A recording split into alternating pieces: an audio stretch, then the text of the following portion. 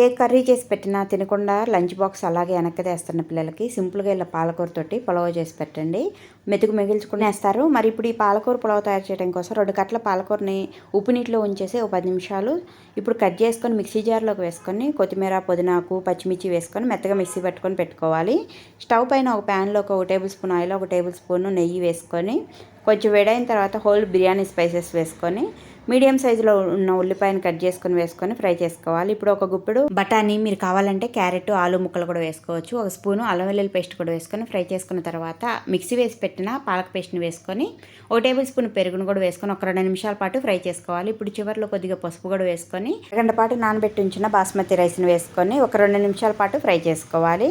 1 glass రైస్కి 2 గ్లాసులు water చొప్పున పోసుకొని రుచికి సరిపడిన ఉప్పు, కొద్దిగా నిమ్మరసం కూడా పిండేసి ఒకసారి రైస్ని అంతా కలిపేసి ఉడికించామంటే పాలకూర పులావ్ రెడీ అండి. మనం చెప్పే వరకు తెలియదు ఆకుకూరతో చేసామని.